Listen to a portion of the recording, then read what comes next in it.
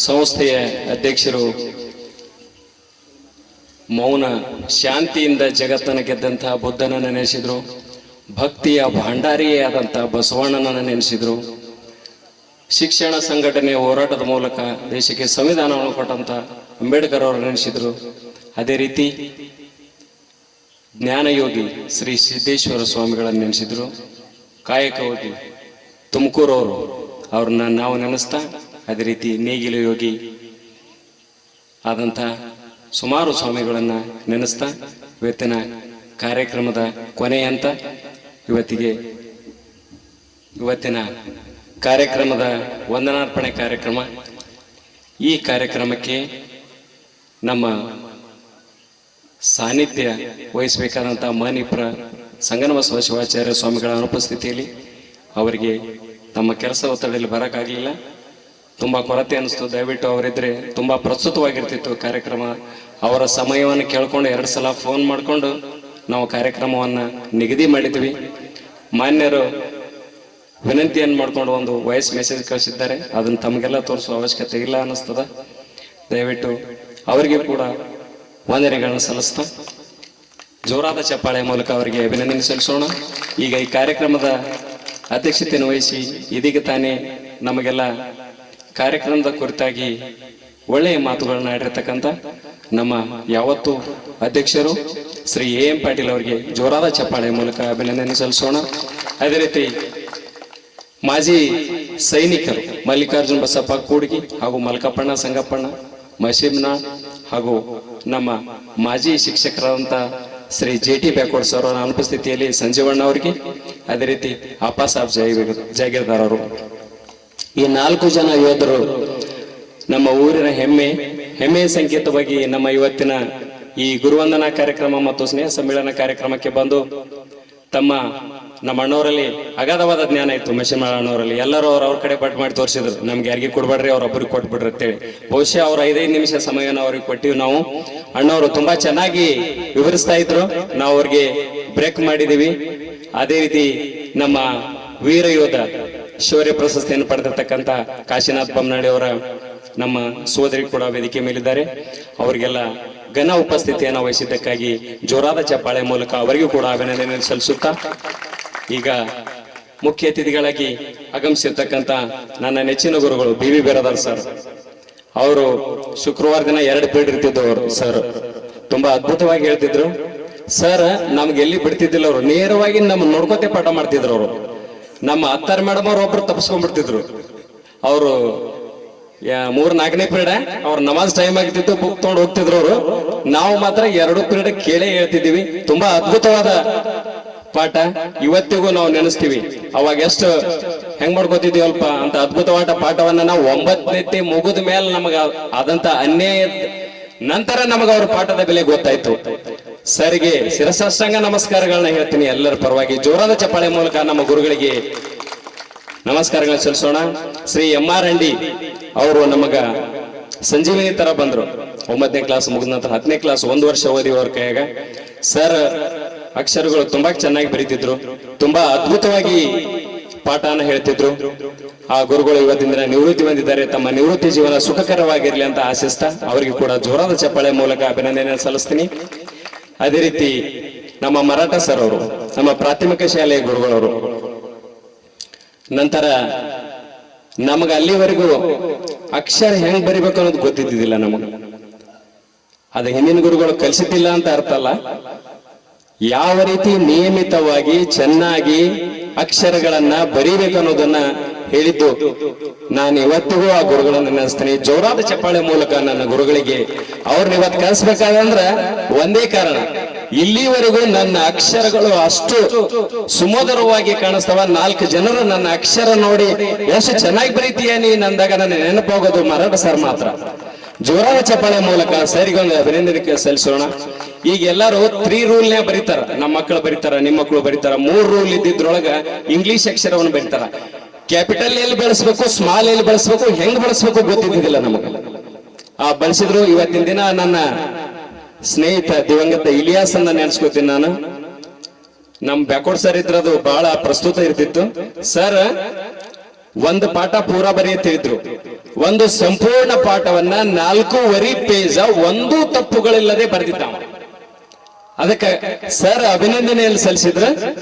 ಅದೇ ತರಗತಿಯಲ್ಲಿ ರೋಮನ್ ಸಂಖ್ಯೆಗಳ ನಿಯಮಗಳಿದ್ದು, ರೋಮನ್ ಸಂಖ್ಯೆಗಳ ನಿಯಮಗಳನ್ನ ಒಂದು ತಪ್ಪಿಲ್ಲದಂತೆ ಎಲ್ಲಾ ನಿಯಮಗಳನ್ನ ನಾನು ಹೇಳಿದ್ದೆ ಭಯಪಟ್ಟಾಗಿ.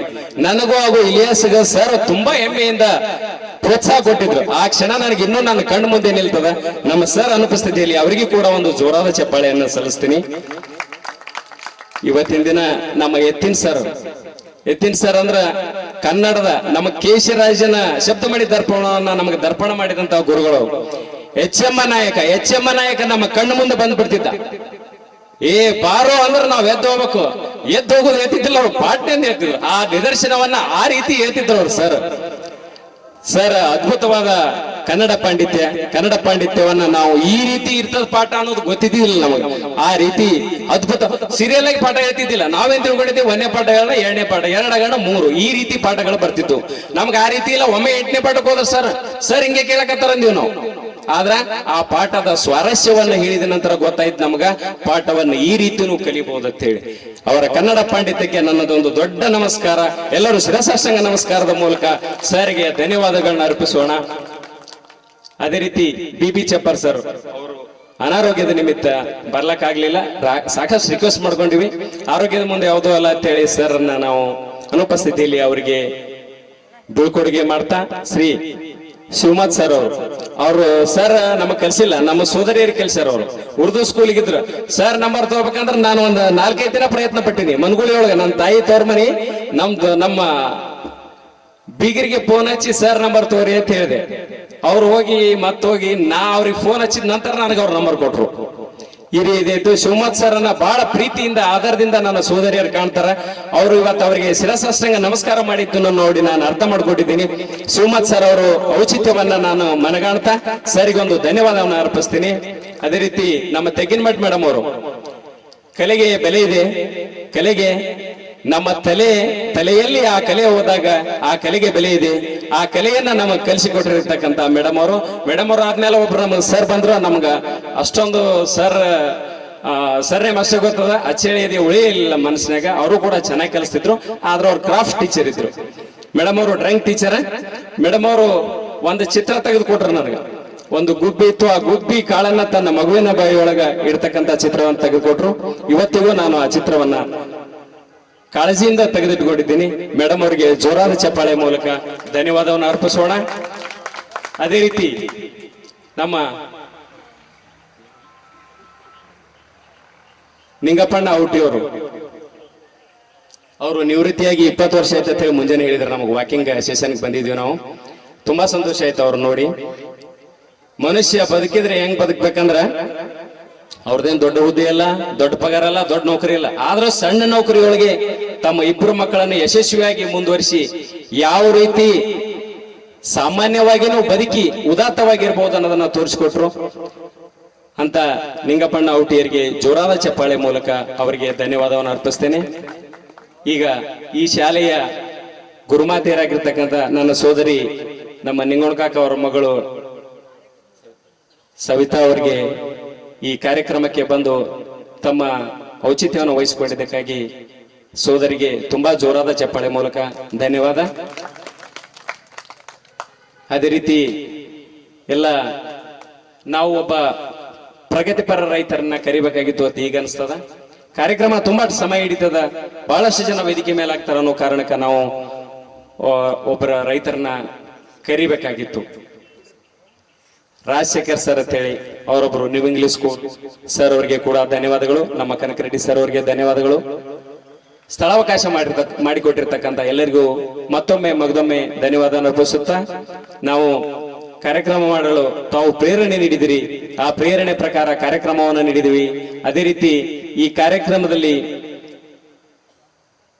ಇಬ್ಬರು ನನ್ನ ಸೋದರರೊಬ್ಬರು, ನನ್ನ ಸೋದರಿಯರೊಬ್ಬರು, ಇಬ್ರು SLC ಅಲ್ಲಿ ಪ್ರಥಮ ಬಹುಮಾನ ಬಂದಂತ ವಿದ್ಯಾರ್ಥಿಗಳಿಗೆ ಪ್ರತಿ ವರ್ಷ 2501 ರೂಪಾಯಿ ಕೊಡೋದಾಗಿ ನಮ್ಮ ಹಸೀನಾ ಬೇಗಂ ಮೇಡಮ್ ಅವರು, ಅದೇ ರೀತಿ ನಮ್ಮ ಶ್ರೀಮಂತ ದಳವಾಯಿ ಅವರು ತಮ್ಮ ತಂದೆಯರ ಸ್ಮರಣಾರ್ಥ ಹೇಳಿದ್ದಾರೆ.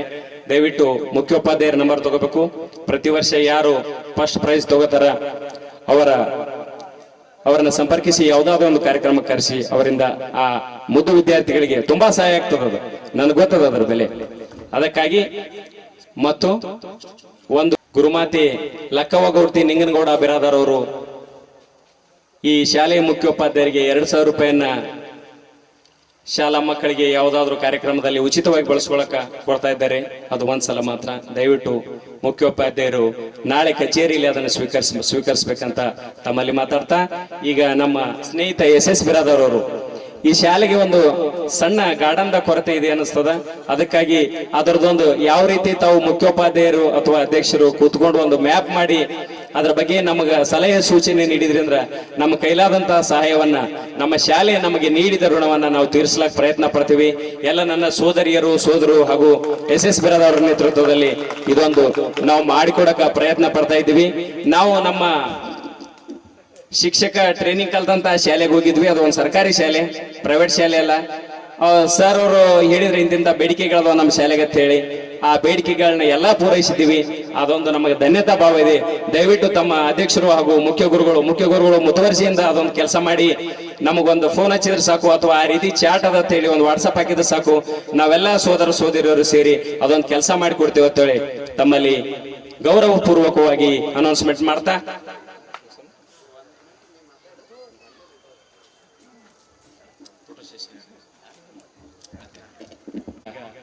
ವೇದಿಕೆ ಕಾರ್ಯಕ್ರಮ ಮುಕ್ತಾಯ ಆಗ್ತದ. ನನ್ನ ಸ್ನೇಹಿತ ಒಂದು ಸಣ್ಣದ ಅನೌನ್ಸ್ಮೆಂಟ್ ಅದೊಂದು ಮಾಡಿಬಿಡ್ತಾರ. ನಂತರ ನಮ್ಮ ಸೋದರದು ಸೋದರಿಯರದು ಒಂದು ಫೋಟೋ ಸೆಷನ್ ಇರ್ತದ. ದಯವಿಟ್ಟು ವೇದಿಕೆ ಮೇಲಿನ ಗಣ್ಯರು 2 ನಿಮಿಷ ವೇಟ್ ಮಾಡಬೇಕು. ನಂತರ ತಾವು ತಮ್ಮನ್ನ ಬೀಳ್ಕೊಡ್ಲಾಗ್ತದೆ. ನಮ್ಮೆಲ್ಲ ವೇದಿಕೆ ಮೇಲೆ ನಮ್ಮ ಚಿಕ್ಕಪ್ಪ ಕೂತಾರ. ದಯವಿಟ್ಟು ಅವ್ರ ಹೆಸರು ತಗೊಳ್ಳಿಲ್ಲ, ವಿಷಾದವನ್ನು ವ್ಯಕ್ತಪಡಿಸ್ತಾ, ಪಂಡಿತೋಜಿ ಅವರು ತಮ್ಮ ಅನಾರೋಗ್ಯದ ಸ್ಥಿತಿಯಲ್ಲಿ ಮಾಜಿ ಗ್ರಾಮ ಪಂಚಾಯತ್ ಸದಸ್ಯರು, ಊರಿಗೆ ಸಾಕಷ್ಟು ಸೇವೆ ಸಲ್ಲಿಸಿದ್ದಾರೆ. ನಮ್ಮ ಕಾರ್ಯಕ್ರಮಕ್ಕೆ ಹೋಗೊಟ್ಟು ನಮ್ಮ ವೇದಿಕೆಯ ಮೇಲೆ ಬಂದು ಕೂತ್ಕೊಂಡು ನಮ್ಮ ಕಾರ್ಯಕ್ರಮದ ಗೌರವವನ್ನು ಹೆಚ್ಚು ಮಾಡಿದ್ದಾರೆ. ಜೋರಾದ ಚಪ್ಪಾಳೆ ಮೂಲಕ ಅವರಿಗೊಂದು ಧನ್ಯವಾದವನ್ನು ಅರ್ಪಿಸ್ತೇನೆ.